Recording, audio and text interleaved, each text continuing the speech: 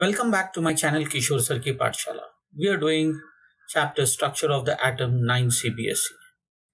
So last time we discussed about the drawbacks of the Rutherford's model of the atom. Now let's see what he has talked about in that case, right?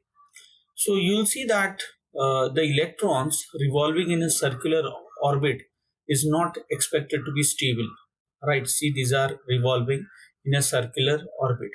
Now what is happening is that when the electrons are revolving, they are undergoing some acceleration, right? They are gaining acceleration, and due to this acceleration, they are radiating some energy. And finally, what will happen is that the electron would fall off in the nucleus.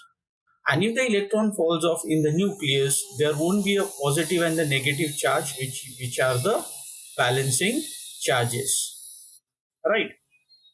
So the atom as a whole will not be stable, but we know that the atom is stable. Now to overcome this, Bohr has given his model of the atom. Let's see how he has given this model. To overcome the drawbacks of the Rutherford's model of the atoms, Niels Bohr has put forward the following postulates about the model of an atom. See what he is saying. Only certain special orbits known as discrete orbits of electrons are allowed inside the atom. So means what? So suppose this is the nucleus, right? So these are the orbits which are only allowed where the electrons will revolve, right? So while revolving in this orbits, the electrons, they do not radiate energy. So they are not radiating any energy. So radiation is not there. No radiation of energy, right? And these orbits or shells are called as what? These are called as energy levels. These are called as energy levels. So what we understand from here is that the electrons are orbiting in a discrete orbits, okay, where they will not radiate any energy, and only special orbits are there where the electrons will revolve here. Okay, so this is what we understand. Then how are the electron distributed in the different shells? Now what are these different shells? Means these different orbits, right? So you will see that electrons are there and these are the orbits. Okay, now let's see the rules followed for writing the number of electrons in different energy levels. Okay, so let us consider this as the orbit 1. Okay, so the maximum number of electrons present in a shell is given by the formula, right? By the formula. Now before that, let us see the first shell is known as the K shell, right? Okay, then comes the L shell, L, and then M, okay, and so on. Now the maximum number of electron present in a shell is given by a formula. There is one formula. The formula is 2n square, right? Where n is nothing but is the number of the orbit. See, this is the orbit. Okay.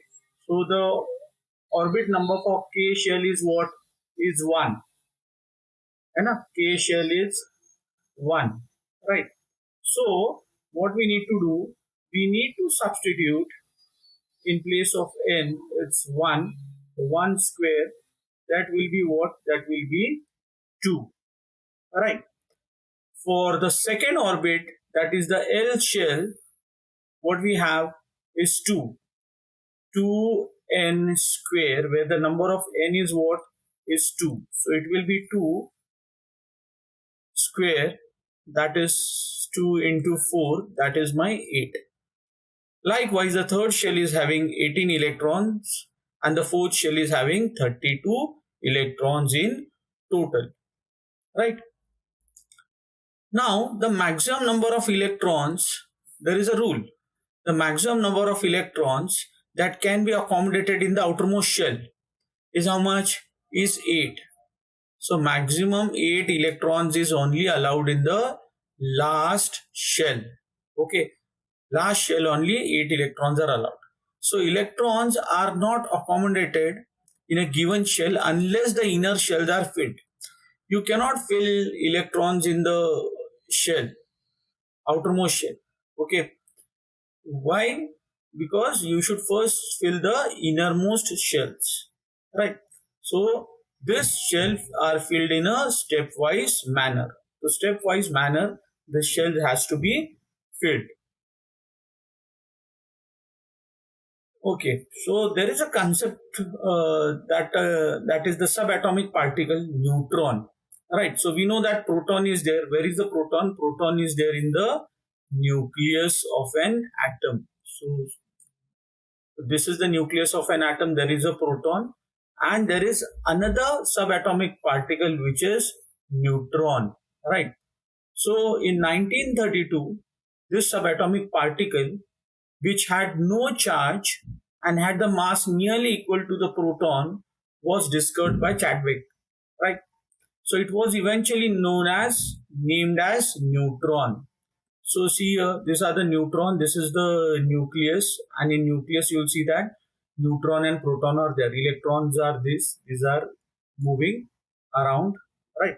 Neutrons are present in the nucleus of all atoms. It is present except hydrogen. So in general, you will see that a neutron is represented by what?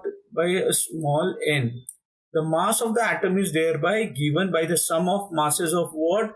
Proton and neutron. Okay, proton and neutron. And you know that neutrons are neutral, right? They don't have any charge.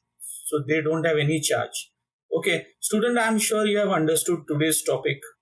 So kindly like, share and subscribe my channel Kishore Sir Ki Pathshala. Now let's see how Bohr's model of an atom is. An atom is made up of what? It is made up of three. Let's see. It is made up of three particles. What are these? These are my electrons, right? Okay. And these are my protons. And of course, the third entity is there, and that is my neutrons. Okay. These are made up of protons, electrons, protons, and neutrons. So electrons, we know that they are negatively charged, right? Okay.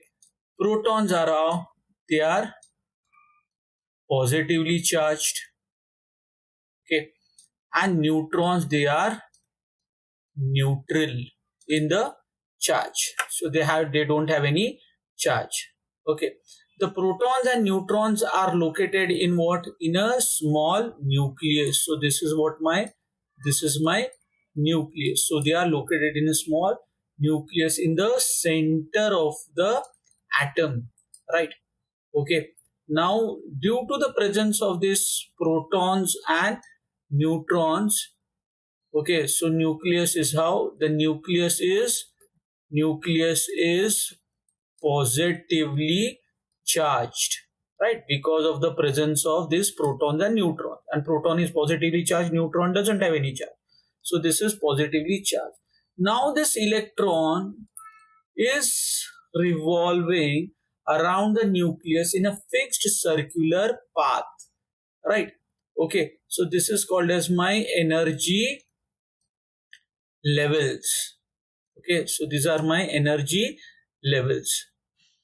The energy levels or shells also it is called, right? So these shells are nothing but K, L, M, N and so on, and they are numbered as 1, 2, 3, 4 and so on respectively.